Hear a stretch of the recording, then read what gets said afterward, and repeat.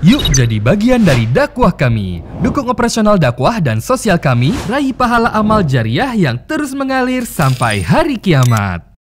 Assalamualaikum warahmatullahi wabarakatuh. Alhamdulillah, wassalatu wassalamu ala rasulillah. Segala puji dan puja kehadirat Allah subhanahu wa ta'ala, juga salawat dan taslim kepada Nabi besar Muhammad sallallahu alaihi wa ala alihi wa sahbihi wasallam. Saudaraku seiman, kita akan coba memulai membahas dan melanjutkan insyaallah tema kita bedah buku Kuni Zaujatan Najihah, jadilah istri yang sukses, ya. Dan terjemahan bahasa Indonesianya menuju rumah tangga bahagia. Kita sudah membahas beberapa poin-poin bab demi bab yang dibahas oleh penulis di sini, yaitu Dr. Najla As-Sayyid Nail hafidhahullah. Beliau menulis tentang pengalamannya dan juga teori-teori agama yang dia ketahui berhubungan dengan bagaimana menjadi seorang istri yang baik, sempurna, dan juga bisa meraih dua, keridhaan sang pencipta Allah subhanahu wa ta'ala sebagai muslimah, dan juga keridhaan dan cinta suami tentunya. Baik, poin terakhir yang sempat disinggung atau kita singgung yaitu tentang masalah kebahagiaan dari mana memulainya. Sebenarnya ini tidak perlu diulangin karena sudah kita jelaskan panjang lebar pada pertemuan yang lalu. Tapi saya sedikit terkelitik untuk kembali menjelaskan lagi dan coba memaparkan kembali agar kita semua teman-teman kembali menjadikannya sebagai bahan introspeksi diri. Karena kebahagiaan itu banyak orang mencarinya tapi salah jalannya, gitu. Salah jalan. Jalan yang mereka tempuh justru jalan-jalan yang jauh daripada syariat Allah subhanahu wa ta'ala. Saya bacakan dengan cara cepat saja apa yang terakhir kita pelajari. Subjudul kebahagiaan dari mana memulainya. Beliau mengatakan, kebahagiaan hakiki adalah kebahagiaan yang senantiasa menyertai kita sepanjang hidup. Selalu merasa tentram, bahagia dalam setiap keadaan. Bahkan sesudah mati sekalipun. Jadi ini yang harus difahami dulu, definisi kebahagiaan yang kita jadikan sebagai target. Bukan hanya sekedar di waktu kita lagi sehat misalnya, di waktu kita lagi kenyang, di waktu kita lagi dapat proyek dan gembira. Bukan. Tapi setiap keadaan kita selalu merasakan kebahagiaan. Bahkan sesudah kematian pun kita bisa rasakan kebahagiaan. Bagaimana poinnya? Maka beliau mengatakan, kebahagiaan itu layaknya buah yang lezat, enak rasanya dan harum baunya. Buah itu atau buah ini adalah hasil dari pohon yang senantiasa disirami dengan iman, akhlak dan cinta kebajikan, lalu tumbuh besar dan menghasilkan buah tersebut. Jadi pondasinya adalah di saat Anda sedang mendapatkan melimpah nikmat dan Anda bersyukur, serta di saat cobaan datang Anda tetap bisa melalui dan menerimanya. Itu hanya bisa, bahkan itu membawa kepada kebahagiaan dan membawa juga kepada kebahagiaan nanti di akhirat sana. Maka ini teman-teman sekalian hanya bisa dengan keimanan. Tidak bisa dengan selain keimanan. Maka ini poin yang harus digarisbawahi, ya. Tentang kebahagiaan harus di atas pondasi keimanan. Beliau mengatakan, hendaklah masing-masing suami istri ingat bahwa menghiasi diri dengan sifat dan akhlak yang diridai Allah dan dicintai Rasulnya adalah bahan bakar utama dalam menjalankan roda kehidupan rumah tangga yang bahagia. Akhlak adalah menu paling utama untuk membuahkan kebahagiaan. Jadi santun, ramah, saling mengerti, saling memaafkan. Dan ini semua diperintahkan di dalam agama Allah subhanahu wa ta'ala. Gitu. Karena itu kata beliau, hendaklah masing-masing suami istri menghiasi diri dengan akhlak tersebut. Ya. Jadikanlah niat karena Allah mendahului setiap amalmu, sehingga rasa capekmu tak hilang dengan percuma. Jadi setelah menjelaskan perlu ada akhlak yang menjadi tolok ukur dan bahan bakar utama kebahagiaan tersebut, walaupun kebahagiaan tadi pondasinya adalah keimanan, maka selanjutnya beliau mengatakan, jadikan niat karena Allah mendahului seluruh amal yang kita kerjakan. Maksudnya perbuatannya, apakah tersenyum, melayani pasangan, berbagi, menasihati, semua itu memang kita lakukan karena Allah subhanahu wa ta'ala, ya, sehingga tidak ada rasa jenuh, nggak ada juga sia-sia rasa capeknya. Tidak kita katakan misalnya, oh karena kita sudah sekian tahun mengabdi sebagai seorang istri, sekian tahun mengabdi sebagai seorang suami misalnya, atau berkorban. Lalu kita anggap, sia-sia aja nih. Ternyata tidak ada manfaatnya. Enggak, dengan keimanan dan karena Allah SWT kita yakin kita akan mendapatkan pahala. Selanjutnya beliau mengatakan, senantiasa engkau mengingat Allah dalam segala keadaan, baik saat bermukim maupun bepergian. Mukim atau musafir sama.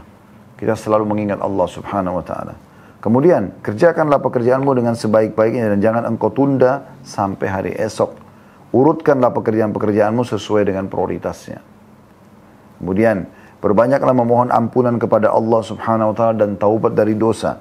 Ambillah satu bagian dari malammu, sebab Allah memiliki tiupan-tiupan yang mudah-mudahan satu di antaranya membuatmu bahagia hingga hari kiamat kelak. Maksudnya, hidupkan malammu dengan sholat malam, bermunajat dengan Tuhanmu, karena bisa saja satu malam itu sudah cukup membawamu kepada kebahagiaan nanti sampai ke akhirat.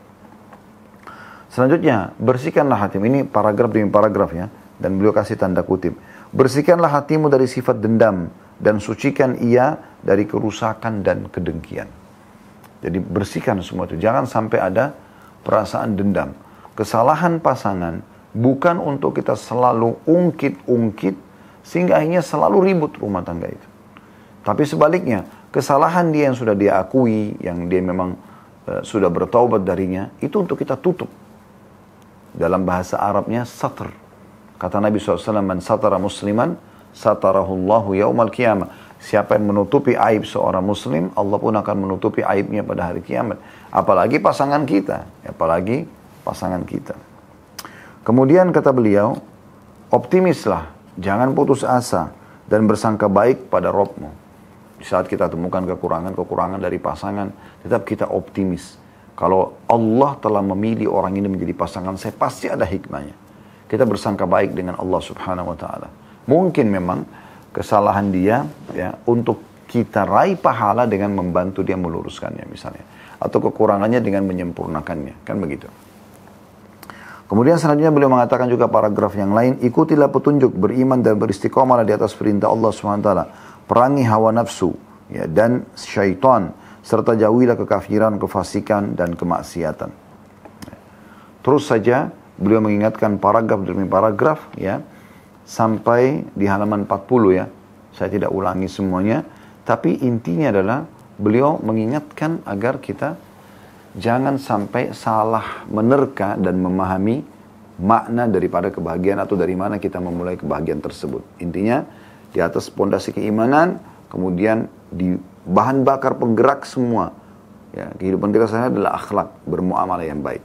Di saat pasangan kita salah, kita memaafkan, dan di saat kita salah, kita meminta maaf. Ini poin yang harus digarisbawahi. Baik, kita akan masuk teman-teman judul kita pada siang ini.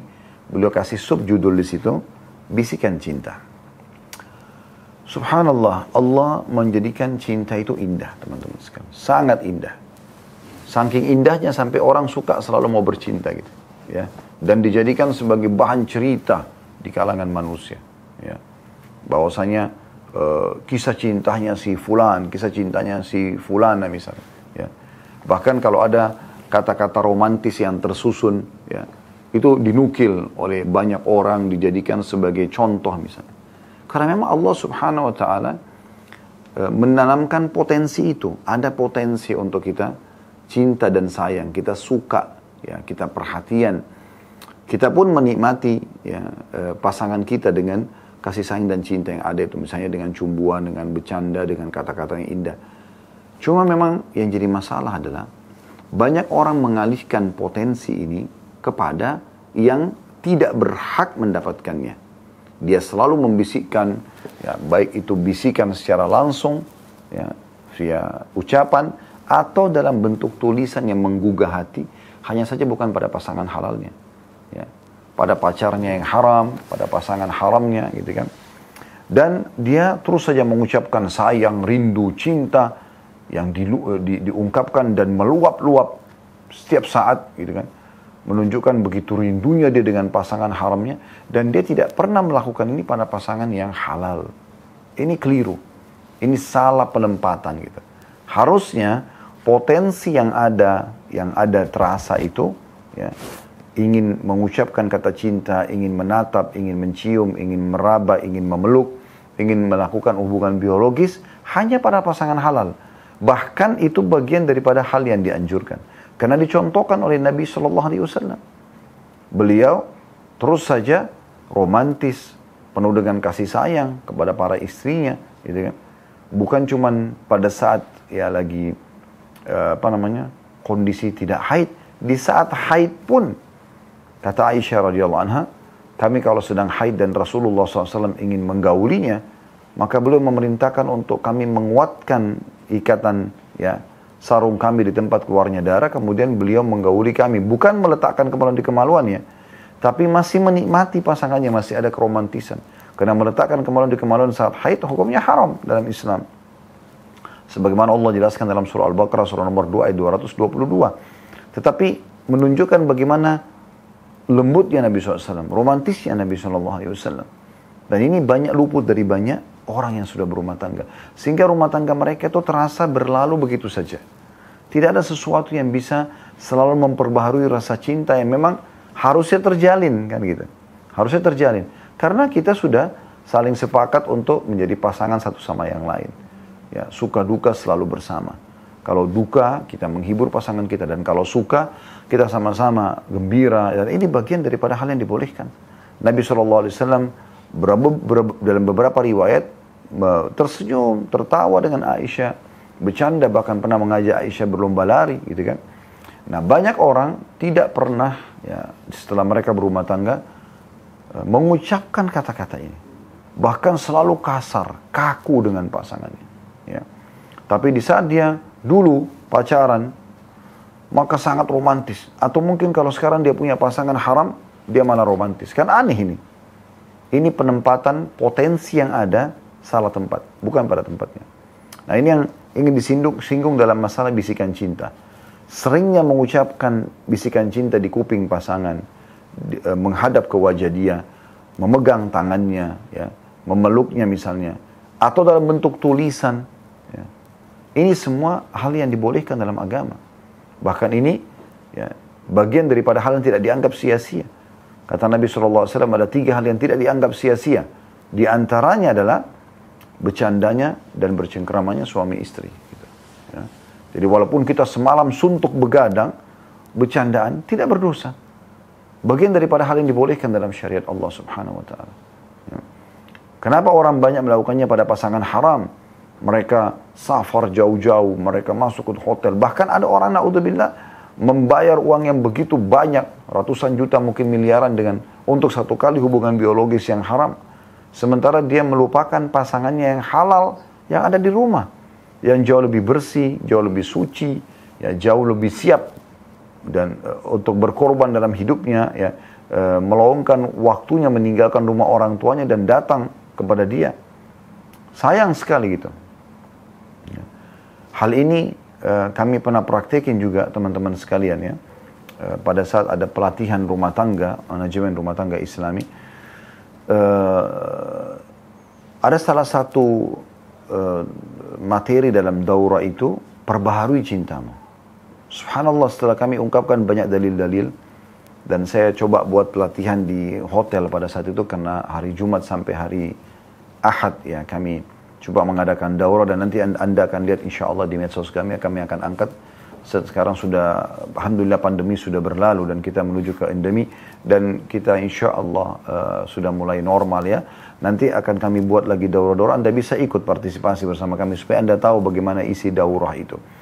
Intinya teman-teman sekalian, pada saat itu cukup banyak, ada puluhan bahkan mungkin ratusan keluarga yang ikut bersama kami. Anak-anaknya kami buatkan program sendiri. Mereka hafal beberapa doa-doa, ayat-ayat Al-Quran. Mereka bermain bersama, ada gurunya insya Allah yang kami panggil dalam daurah itu. Sementara ibu bapaknya kami yang godok insya Allah di situ. Nah, salah satu kegiatan pada saat itu, kami coba mengetes apakah selama ini, setelah berumah tangga 5 tahun, 10 tahun, 15 tahun, 20 tahun, mereka perbaharui nggak sih bisikan-bisikan cinta ini? Ternyata teman-teman sekalian, mengagetkan hasilnya 90% lebih mereka yang ikut daurah itu tidak melakukan itu. Baik dari pihak suami ataupun dari pihak istri. Mereka selalu menganggap begitu selesai nikah, ya udah, Udah kayak teman saja gitu. Padahal sebenarnya harusnya ini menjadi, kalaupun teman-teman istimewa gitu, ya, yang kita bisa setiap saat memperbaharui hubungan baik dengan dia gitu. Saya minta panitia hotel pada saat itu menyiapkan meja, kemudian beberapa meja dan ada minuman di situ, 2 gelas. Mereka duduk suami istri ini dan masing-masing di meja suami dan istri ada kertas. Ya. Di situ isinya adalah bagaimana suami ini mengungkapkan pada istrinya, gitu kan, ucapan terima kasih misalnya karena sudah memilih dia menjadi suami, atau dia suka dengan istrinya, dan bahasa-bahasa sayang dan cinta, begitu juga istri mengucapkannya. Dan ungkapan mereka setelah itu saya coba tanya, apa yang dirasakan? Sambil melihat ke wajah pasangan, menatap matanya yang banyak luput dari banyak orang itu. Akhirnya ungkapan mereka, kami belum pernah bahkan melakukan ini. Dan seperti agak kaku akhirnya pada saat mau melakukan, karena memang tidak biasa gitu ya. Padahal sebenarnya ini bagian daripada hal yang dianjurkan. Bukankah Nabi SAW luar biasa gitu. Beliau menekankan atau mencontohkan masalah ini sampai beliau berkata kepada Aisyah, wahai Aisyah, kalau seandainya engkau meninggal ya, lebih dulu daripada aku akan mengurus semua jenazahmu.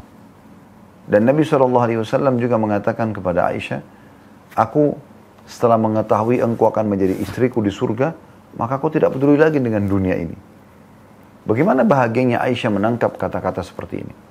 Bagaimana Nabi SAW kalau mau minum dan kebetulan di depannya ada Aisyah lagi minum, sengaja meminum bekas minuman Aisyah dan bekas bibirnya Aisyah radhiyallahu anha. Jadi bagaimana memperbaharui semua itu di dalam kehidupan, sehingga mau 10 tahun, mau 15 tahun, mau 50 tahun, tetap saja terasa selalu hidup itu baru. Cinta itu baru. Nah ini yang disinggung pada kesempatan ini tentunya dalam subbab khusus ya. Saya akan bacakan apa yang ditulis oleh Dr. Najla. Beliau mengatakan, bisikan cinta di bawah judul ini.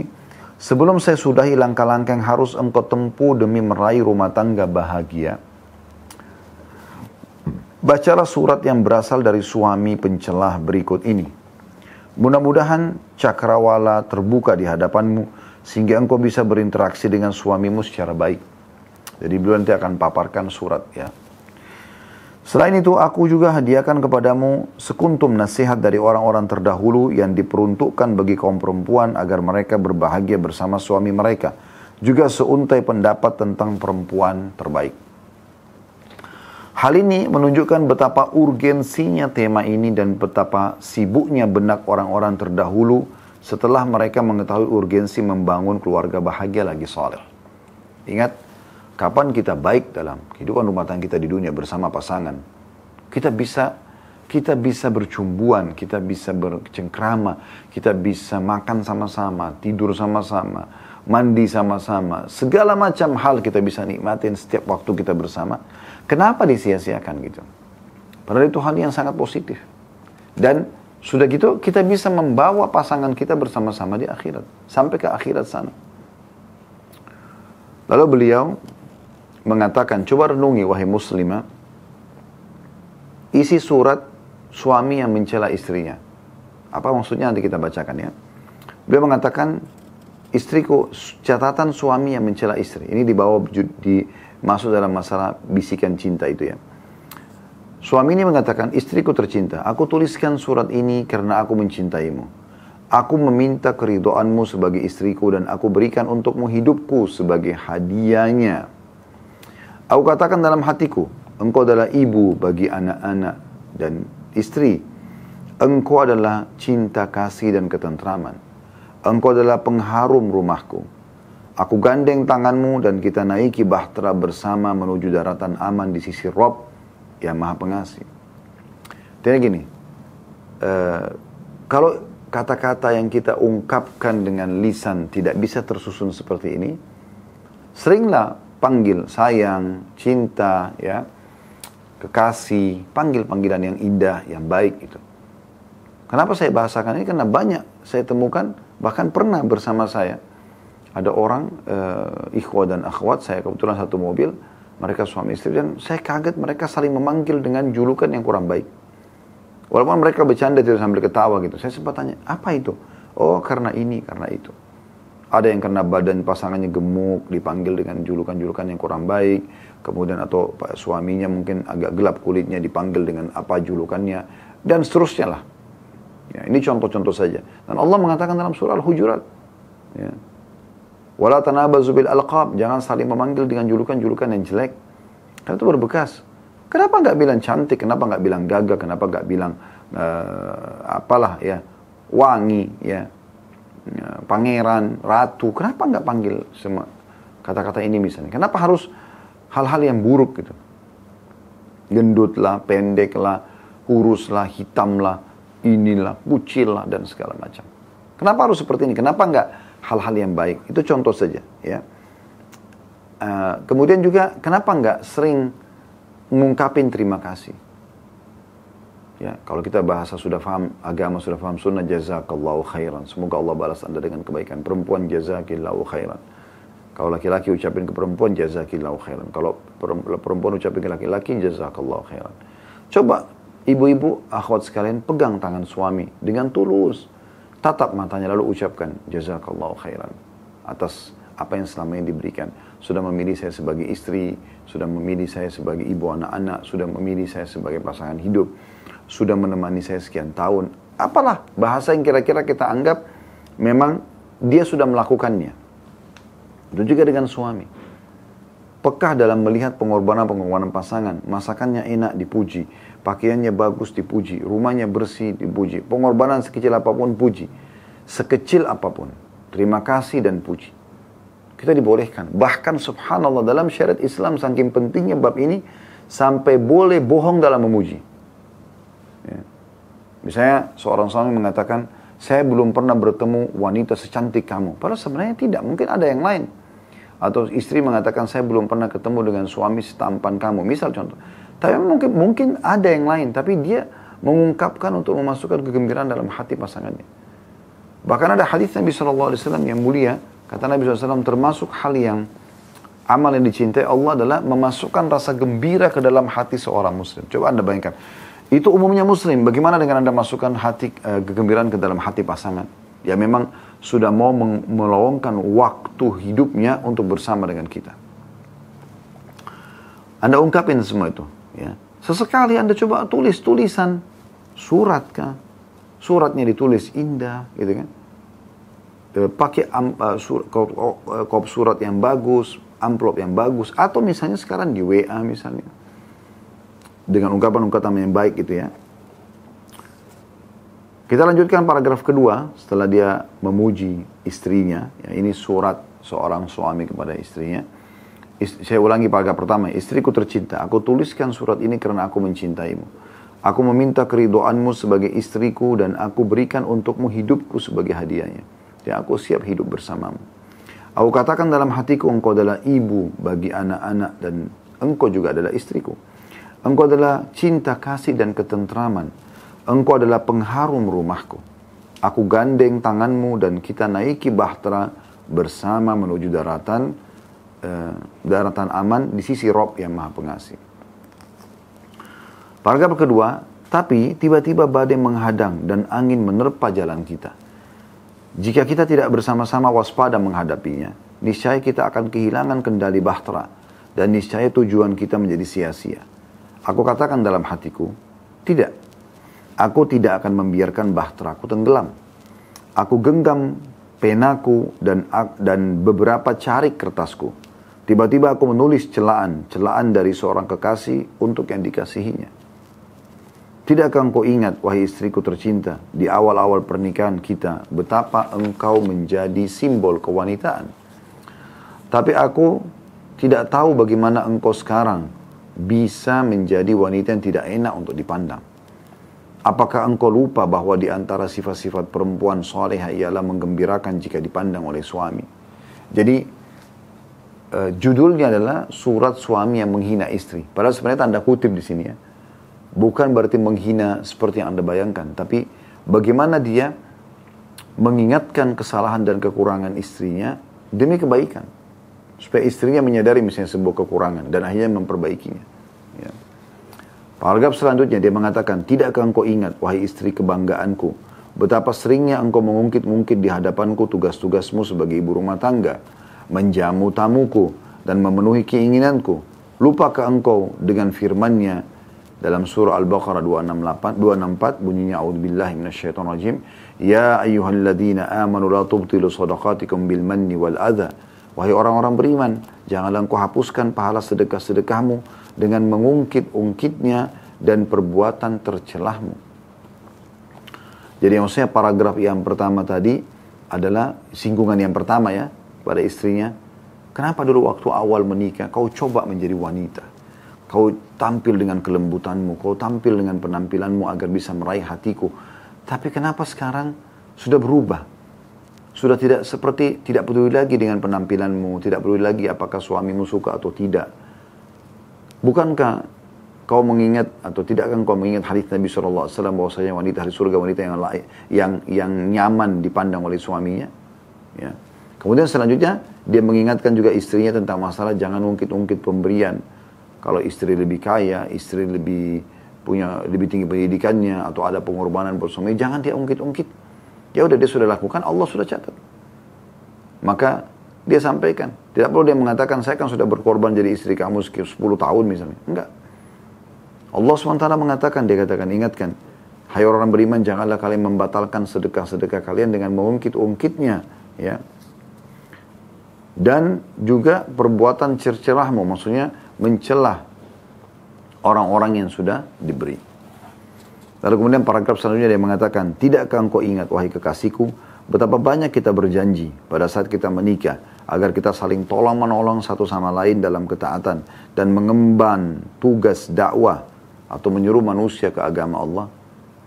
Cita-cita kita adalah umat Islam, dan mendidik anak-anak kita dengan pendidikan Islam.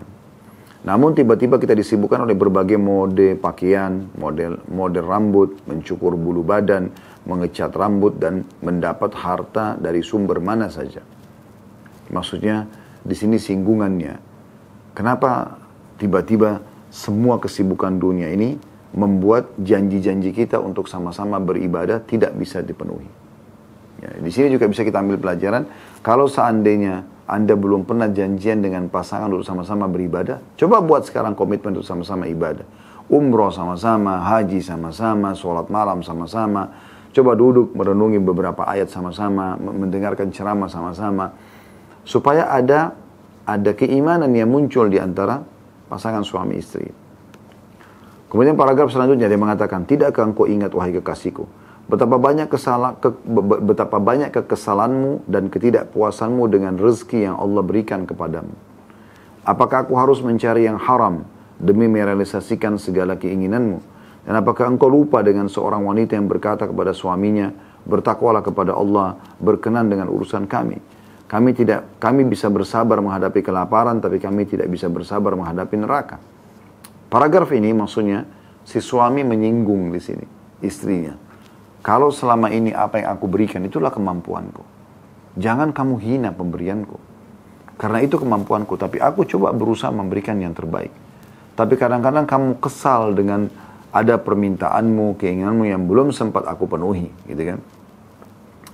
Maka tidakkah kau ingat statement sebagian ulama salaf yang mengatakan, ya, istri-istri mereka berkata, ingatlah, ya, jangan datangkan kepada kami kecuali sumber halal. Bertakwalah kepada Allah tentang urusan kami. Jadi datang nanti bawa makanan, bawa pendapatan, minuman, ini semua yang bisa menyelamatkan kami, ya, dari azab Allah. Kami bisa bersabar dengan kelaparan, tapi kami tidak bisa sabar dengan api neraka. Apa kau tidak merenungi semua itu? Paragraf selanjutnya. Apakah engkau ingat berapa banyak aku terbangun dari tidur di malam hari, ternyata engkau sedang asyik menonton film dan nyanyian. Bukankah lebih baik bagimu untuk berzikir kepada Allah dan mengerjakan sholat 2 rakaat pada malam hari saat orang-orang sedang tidur karena kegelapan kubur, atau tidur lebih dini sehingga kita luput dari sholat subuh? Artinya di sini bagaimana dia mengingatkan kelalaian istrinya. Kesannya menghina, padahal sebenarnya bukan. Kenapa di sini dikasih judul oleh penulis di sini surat catatan suami yang mencela istrinya? Sebenarnya bukan mencela, maksud dia banyak istri yang memahami setiap kali nasihatin ortu mencela. Bukan mencela. Justru jangan buka bisikan syaitan di bab ini. Seakan-akan kalau pasangan kita memberikan masukan, oh berarti saya dicela. Ini juga terjadi pada sebaliknya. Ada juga di antara suami begitu. Mereka dikasih masukan-masukan, tapi mereka anggap itu celaan. Padahal sebenarnya tidak seperti itu. Atau istrinya mau menguasai dia, tidak. Atau suaminya mau menguasai dia, tidak. Kita coba ambil pesannya, apa yang disampaikan. Kalau kebaikan, berarti memang dia inginkan kebaikan buat kita. Ya. Itu poin penting. Mungkin ada waktu di mana Anda dulu hidup berbeda kondisinya. Jauh dari agama misalnya. Sekarang sudah dekat dengan agama. Jangan merasa risih pada saat pasangan kita tiba-tiba berubah dan memberikan nasihat yang baik. Kenapa? Kenapa kita mengatakan, saya juga tahu kok masa lalu kamu. Justru, alhamdulillah ya pasangan saya sekarang sudah baik. Rangkul dia. Raih tangannya. Ya. Sama-sama membangun kebaikan-kebaikan itu. Tidak ada kata terlambat. Mulai dari sekarang. Lalu beliau mengatakan juga di paragraf selanjutnya, apakah engkau ingat kekasihku? Ketika engkau keluar dari rumah berkunjung ke keluargamu tanpa seizinku, juga ketika engkau memasukkan seseorang teman wanitamu ke dalam rumah, padahal aku telah melarangmu untuk melakukannya, apakah engkau lupa bahwa itu adalah hakku? Maksudnya, bukankah harus ya difahami bahwasanya, walaupun itu rumah kamu, misalnya, apalagi kalau rumah suami ya, tetap saja dalam syariat Islam, wanita harus izin dari suaminya. Gitu. Izin, dalam arti kata, izin kalau mau memasukkan orang ke dalam rumah. Izin kalau mau melakukan sebuah aktivitas. Ketemu sama siapa, keluar kemana.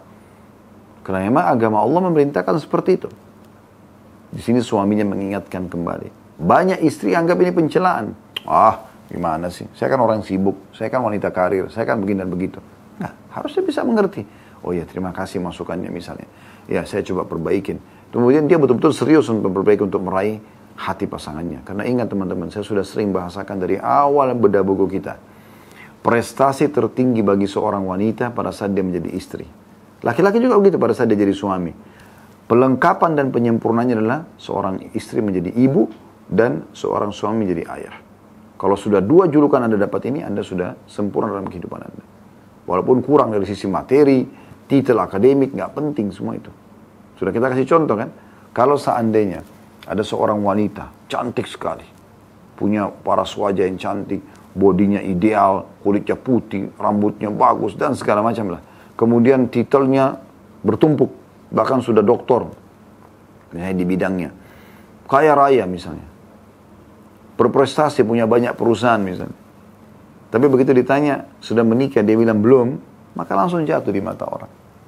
Sebaliknya kalau ada orang biasa saja, ekonominya biasa, tapi begitu ditanya, sudah menikah, mungkin paras wajahnya juga biasa, fisiknya juga biasa. Lalu dikatakan, iya saya sudah menikah. Apalagi kalau sudah bawa anak, dihormati oleh orang, secara langsung. Secara otomatis gitu. Ya. Berarti ada yang memilihnya menjadi istri, gitu kan. Seperti itu. Kemudian paragraf selanjutnya beliau mengatakan, apakah engkau ingat kekasihku, ketika keluargaku dan teman-temanku berkunjung, engkau justru berkerut wajah, kedua kakimu terasa berat dan bermuka muasam. Bahkan meskipun engkau menghidangkan untuk mereka makanan yang paling baik dan paling menggugah selera, tapi semua itu menjadi sia-sia karena mukamu yang masam itu. Tidakkah engkau mengetahui sebuah pepatah, temuilah aku dan jangan memberi aku makan. Maksudnya di sini dia menyinggung juga bagaimana istrinya kalau menjamu keluarganya atau menyambut misalnya orang tua suaminya, mertua lah ya, atau saudaranya, ipar misalnya, ya, atau keluarga-keluarga umumnya yang datang, biasa cemberut, tidak mau. Ya, dia ingin waktu saya berdua dengan suaminya, berdua saja sama istrinya, sehingga akhirnya tidak ada waktu untuk kerabat, eksklusif selama 10 tahun. Nah, ini juga aneh, ya, karena pasti tidak mungkin kita menghapus status orang tua pasangan kita, mustahil gitu. Tetap aja itu akan menjadi ibu dan ayah pasangan kita. Maka jamu ya, kerabat dia sebaik mungkin yang kita mampu. Ya. Lalu dia mengatakan, kekasihku, tak henti-hentinya aku katakan kepadamu dengan sepenuh hati bahwa aku mencintaimu. Aku berharap bahwa kita bisa bersama-sama menggapai keridhaan Allah yang Maha Pengasih. Mungkin aku pernah melakukan kesalahan yang berkaitan dengan hakmu berapa kali. Barangkali Aku tidak menyadari keteledoran-keteledoranku itu pada sebagian kewajiban, perasaan, dan kepekaan. Ini adalah ajakan untukmu agar engkau menulis surat balasan kepadaku. Ungkapkanlah semua yang mengganjal di benakmu, sebab tujuan kita berdua sama. Dan kita juga menaiki bahtera dan menuju tujuan yang sama pula. Tujuan kita ialah bersanding di dunia dan di akhirat di taman-taman surga Aden. Jangan biarkan badai mengombang-ambingkan kita ke jalan yang tidak kita kenal. Saya juga dalam pelatihan yang saya bahasakan itu. Subhanallah, saya pernah suruh minta peserta ikhwanya, kebetulan ada pemisah insya Allah sutra ya, atau pemisah gorden lah ya, di ruangan auditorium yang kami pakai, pas di depan saya ikhwanya bapak-bapaknya, dan akhwatnya di sebelah sisi yang lainnya gitu kan. Mereka bisa melihat dari layar ya. Saya sempat minta di antara pelatihan itu, coba tulis ya, ungkapkan semua yang selama ini dianggap sebuah kelebihan pasangan. Coba tulis, apa saja gitu, kelebihan pasangan yang selama ini Anda merasa puas sekali. Misal contoh, seorang suami selalu puas dengan masakan istrinya, penataan rumahnya, penampilan pakaiannya, tutur katanya misalnya ya. Apalah gitu. Ungkapin semua. Coba susun, ingat satu persatu. Susun sebanyak mungkin yang Anda bisa. Sudah selesai? Coba tulis. Saya berikan waktu beberapa menit. Tulis semua. 1, 2, 3, 4. Coba ingat semaksimal mungkin. Setelah selesai, taruh. Ya, jangan diganggu lagi. Kemudian coba lembaran yang lainnya. Tulis semua yang membuat kesal dari pasangan. Apa saja. Tuangkan semua. Saya tidak suka dia begini, saya tidak suka dia begini, saya tidak suka dia begini. Ungkapin semua. Tulis sebanyak mungkin. Sudah selesai. Yang pujian dan juga yang celaan, tanda kutip sini yang tidak disukai, di staples, ya, ditulis namanya. Kemudian setelah itu mereka tidak tahu, di ruangan itu saya langsung mengatakan, sekarang saya minta masing-masing dari suami memberikan lembaran yang ditulis kepada istrinya. Istri memberikan pada suaminya. Walaupun sempat sedikit gemuruh tadi karena mereka pikir itu hanya sekedar dituangkan di kertas, tapi ternyata ungkapan ini akan disampaikan ke pasangannya gitu. Cuma ini kan memang daurah, pelatihan. Bagaimana kita belajar untuk bisa mengungkapkan, tapi kita ingin mencari solusi kalaupun ada masalah. Dan kita ingin mengungkapkan pujian kalau memang itu layak untuk disampaikan. Maka setelah itu saya bilang, setelah menerima Bapak Ibu, coba baca baik-baik. Baca semua pujian yang disampaikan oleh pasangan tersebut. Baca poin demi poin dengan hati nurani. Dengan perasaan ingin tahu gitu. Dibacalah semua kelebihan itu. Setelah selesai ternyata, jadi nanti dia tahu. Ternyata pasangan saya suka sekali masakan saya, suka penampilan saya, suka penataan rumah saya. Atau si istri mengatakan, saya suka sekali kalau suami saya menggunakan berpenampilan misalnya, atau menggunakan parfum ini, atau kalau sedang ngobrol, atau sedang duduk, atau sedang ini dan itu. Udah selesai semua, coba baca yang positifnya dulu. Sudah baca semuanya, kasih waktu, sudah selesai, sudah, baik. Sekarang baca ya, yang tidak disukai oleh pasangan kita. 1, 2, 3, 4. Tapi saya minta pada saat baca ini, baca dengan hati yang terbuka lapang, dada lapang, ingin menerima masukan, ibarat orang yang sedang ingin mengupgrade dirinya menjadi lebih baik. Sehingga apa yang diungkapkan oleh pasangan itu, kita bisa terima, ternyata ini yang pasangan saya tidak suka. Kemudian coba diperbaiki. Nah dengan cara seperti ini insya Allah kita jadi tahu. Nah ini kurang lebih yang tadi juga Dr. Najla inginkan.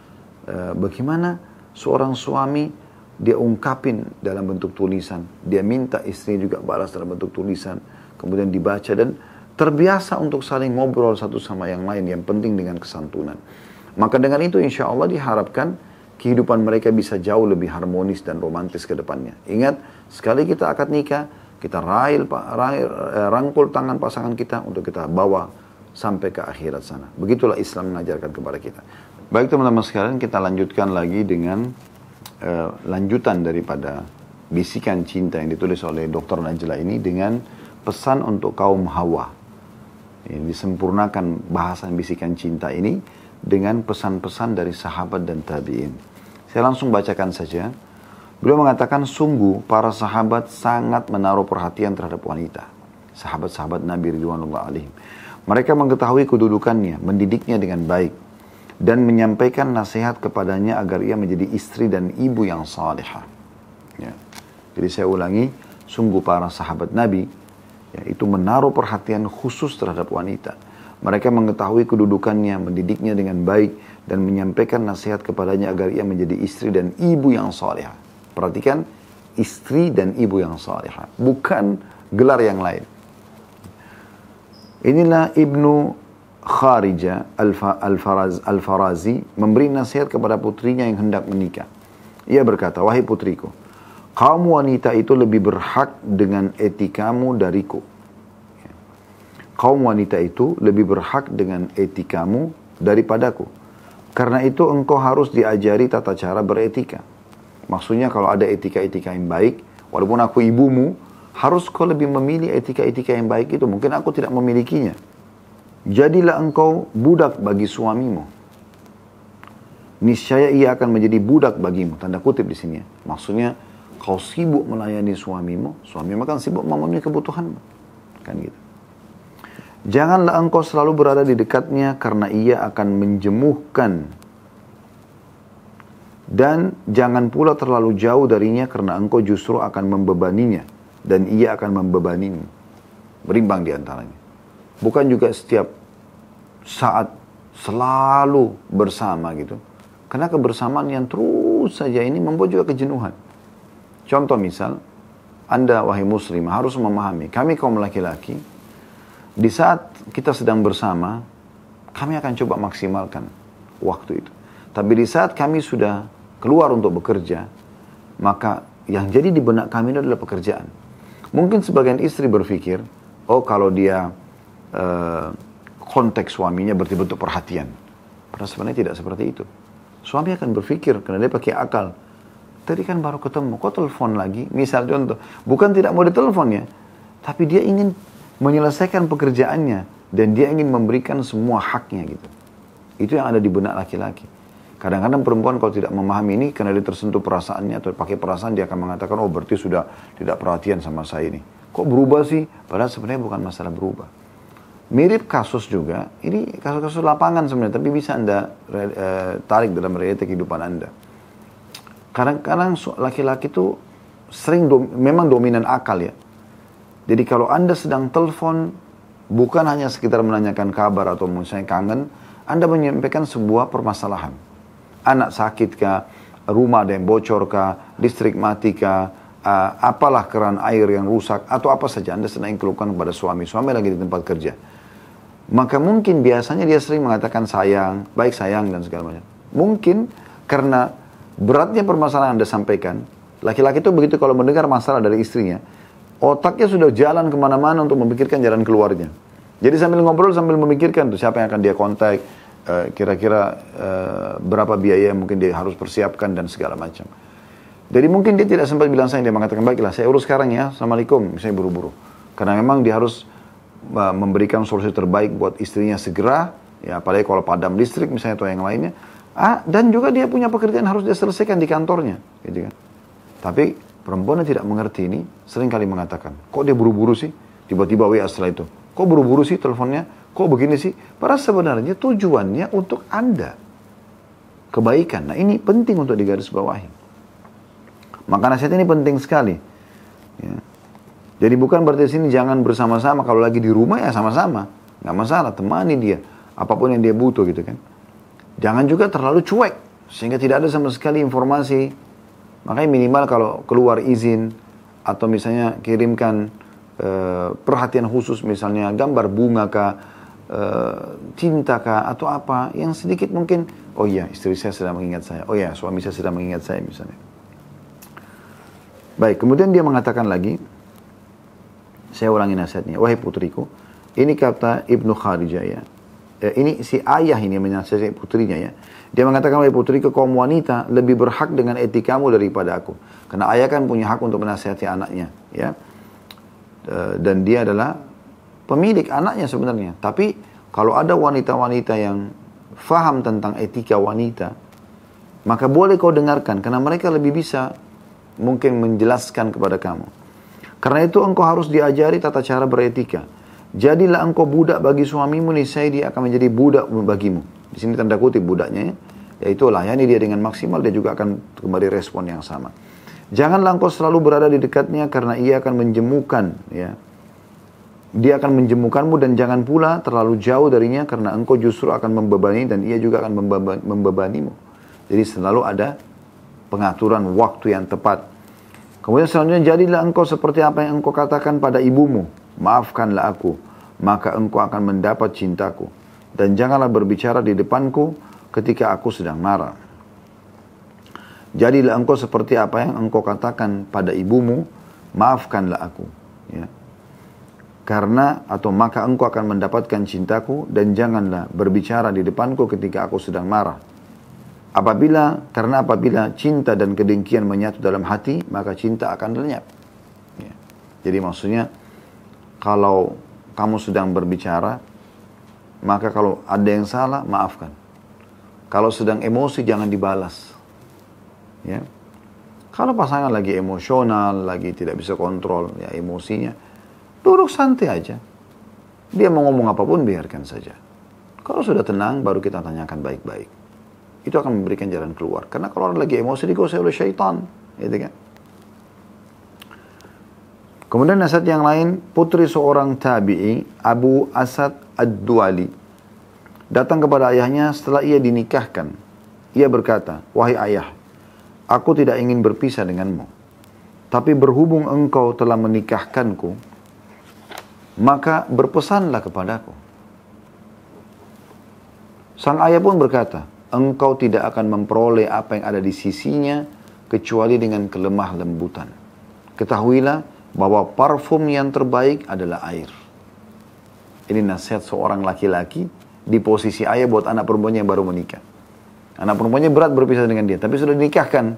Dia mengatakan, sekarang saya akan pergi dengan laki-laki asing nih. Bukan seperti anda ayah saya. Apa kira-kira yang pesannya apa?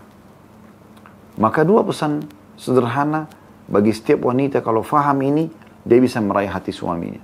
Yang pertama, kata ayahnya, ketahuilah engkau tidak akan bisa meraih hati suamimu kecuali dengan kelemah lembutanmu. Maknanya apa? Tidak ada gunanya mata melotot, intonasi suara yang besar.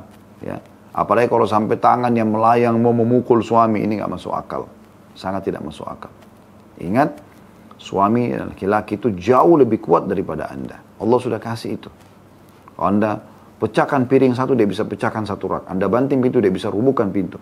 Anda mukul, dia bisa mukul juga. Dan ini berbahaya. Bukan dengan cara seperti itu. Allah tidak berikan anda kekuatan itu, supaya jangan anda lakukan. Kalau anda hadapi suami seperti pola laki-laki, intonasi yang besar, yang keras, marah-marah, apalagi pakai tangan, nah ini dia akan hadapi anda seperti menghadapi laki-laki. Makanya jangan heran dengan memar-memar wajahnya, matanya kena tonjok-tonjokan, ini aneh ini. Kenapa nggak beli ring tinju sekalian gitu? Ya. Tapi itu terjadi. Tapi kalau dengan kelemah lembutan, laki-laki bisa tunduk di situ, lembut, santun. Suaminya nanti akan malu kalau mau marah karena istrinya lembut. Iya, ada apa? Kamu tidak masak? Iya, maaf ya, saya lupa. Selesaikan. Ya. Daripada, kenapa sih nggak ngerti ya? Saya kan punya anak bayi, saya nggak bisa masak. Ribut akhirnya. Dan sudah cukup 2 hari, 3 hari, 1 minggu tidak berhubungan biologis yang merupakan pahala besar. Dan rusak romantisan yang sudah dibangun. Dan kemudian wasiat yang kedua dikatakan, ketahuilah parfum terbaik adalah air. Sering mandi. Ya. Bersihkan tubuhmu. Sehingga setiap kali suami dekat, selalu mendapati kau itu layak untuk digauli. Karena itu yang membuat suami jadi suka, kelemah lembutan dan terpenuhi biologisnya. Selanjutnya, beliau mengatakan betapa mengagumkan pesan itu. Seorang wanita Badui, jadi sudah selesai tadi nasihat ya, seorang ayah kepada putrinya. Sekarang yang lain adalah seorang wanita Badui berpesan kepada putrinya yang hendak menikah. Wanita Badui di padang pasir. Bukan orang kota seperti kita, hidup di kota, pendidikannya tinggi, ya segala macam. bahkan sudah lebih mengenal banyak jenis kosmetika, lebih bisa berdandan dan segala macam. Apa yang dia katakan? Wahai putriku, seandainya pesan itu ditinggalkan untuk kemuliaan adab, niscaya aku meninggalkannya untukmu. Tapi pesan adalah peringatan bagi orang yang lalai dan bantuan bagi orang yang berakal. Seandainya wanita tidak membutuhkan suami karena kedua orang tuanya masih berkecukupan dan masih membutuhkannya, niscaya akulah orang yang paling tidak membutuhkannya. Hanya saja wanita itu diciptakan untuk laki-laki dan laki-laki diciptakan untuk wanita. Maksudnya, kalau seandainya boleh pilih orang tua sama suami, aku akan pilih orang tua. Tapi memang Allah ciptakan harus ada suami. Gitu kan? Wahai putriku, engkau akan berpisah dengan lingkungan tempat engkau lahir dan beralih kepada kehidupan keluarga yang belum engkau kenal dan teman yang belum engkau akrabi. Keluarga suamimu nanti kau tidak kenal. Suamimu ini juga belum kamu tahu sebelumnya. Gitu kan? Suamimu dengan kekuasaannya adalah pengawas dan raja atasmu. Maka jadilah engkau sebagai abdi, orang yang mengabdi. Niscaya ia akan menjadi abdimu pula, yang mengabdi juga untukmu. Peliharalah untuknya 10 perkara. Niscaya hal itu akan menjadi kekayaan bagimu. Pertama dan kedua, tunduklah kepadanya dengan penuh sifat qanaa'ah, merasa cukup. Serta dengarkan dan patuh kepadanya. Itu pesan pertama dan kedua. Tunduk kepadanya, apa saja yang dia bilang, iya, selama bukan haram dalam agama. Dan yang kedua, sifat qanaa'ah. Selalu merasa cukup dengan apa yang suami kasih. Ketiga dan keempat, yang ketiga perhatikanlah mata dan hidungnya. Jangan sampai matanya melihat sesuatu keburukan pun darimu, dan jangan sampai hidungnya mencium darimu kecuali aroma yang paling harum. Jadi yang ketiga adalah matanya, yang keempat adalah hidungnya. Buat selalu matanya suami kalau lihat pasti sesuatu yang dia senang. Penampilan, cara jalan, bahkan boleh dengan seksinya, dengan menggodanya, silakan. Saya sudah sering bahasakan. Yang dijual, oleh pelacur-pelacur di luar sana, justru itu. Ya. Dandanan yang seksi, ya, wangi, tutur kata yang manja, menggoda, tatapan mata, bahasa-bahasa tubuh. Kenapa setiap istri tidak lakukan ini? Kenapa harus pelacur-pelacur itu? Kalau Anda lakukan ini, Anda sudah cukup bisa menguasai hati suami Anda. Itu yang ketiga dan keempat. Jadi yang pertama, tunduk dengan perintahnya, selama bukan haram. Yang kedua, qanaa'ah, selalu merasa cukup dengan apa yang diberikan. Yang ketiga, perhatikan matanya, supaya dia lihat sesuatu yang dia senang. Ya, yang keempat, jaga hidungnya, yang dia cium selalu wangi saja. Wangi saja. Mau dari hembusan nafas, mau bau mulut, mau bau badan secara umum, mau bau kemaluan. Yang kelima, perhatikan tidur. Dia mau istirahat, perhatikan. Kasih tempat tidur yang bagus. Buat dia senyaman mungkin, sejuk. Pijit badannya supaya dia nyaman tidur. Yang keenam, makannya. Sebab keterlambatan waktu makan akan memicu gejolak. Dan tidur yang tidak nyenyak akan memantik amarah. Ini wasiat wanita Badui untuk anak perempuan yang mau menikah. Ya. Sudah 6 ya. Jadi yang pertama, tunduk kepadanya. Selama itu perintah bukan haram. Yang kedua, qanaa'ah, merasa cukup. Yang ketiga adalah perhatikan penglihatan matanya. Yang keempat adalah hidungnya. Aroma yang dicium oleh hidungnya. Yang kelima, perhatikan tidurnya. Supaya dia cukup tidurnya di rumah dan istirahat yang nyaman. Ya, jangan ganggu di saat istirahat. Yang keenam, ya, jaga makannya. Makanan yang paling dia sukai. Yang ketujuh, jagalah hartanya. Apa yang dititipkan, apa yang diamanahkan. Ya. Kemudian yang kedelapan, jaga tali kekeluargaannya, kerabat-kerabatnya. Inti perkara berkenaan dengan harta ialah menentukan dengan baik. Pengeluarannya diatur dengan baik. Ya. Sedangkan yang berkenaan dengan keluarga adalah mengatur juga dengan baik. Ya. Silaturahimnya dan seterusnya. Yang kesembilan dan yang kesepuluh. Yang kesembilan, janganlah menentang perintahnya. Jadi selain tadi yang pertama patuh, juga poin lain jangan menentang. Karena ada orang mungkin dia patuh kerjakan tapi gerutu. Enggak, ini enggak. Ya, yang ke-9. Yang ke-10, jangan pula menyebarkan rahasianya. Apa yang kau ketahui tentang kekurangan suamimu, hanya engkau saja yang tahu. Engkau bantu dia untuk menyempurnakan kalau kekurangan, dan bantu memperbaiki kalau itu kesalahan. Bukan malah disebarkan sana-sini. Sebab jika engkau menyelisihi perintahnya, maka hatinya menjadi dongkol. Dan jika engkau menyebarkan rahasianya, maka engkau tidak akan pernah merasa aman dari pengkhianatannya. Janganlah engkau menampakkan kegembiraan di hadapannya ketika dia bersedih. Dan jangan pula menampakkan kesedihan ketika ia bergembira. Artinya, berjalan bersama dengan apa yang suami rasakan. Kalau dia bahagia, kita bahagia bersamanya. Sedih, dia sedih, kita sedih bersamanya. Gitu kan? Maka ini 10 hal sudah cukup akan membuat suami teraih hatinya oleh si istri tadi. Allahu a'lam. Ini bahasan kita insyaAllah.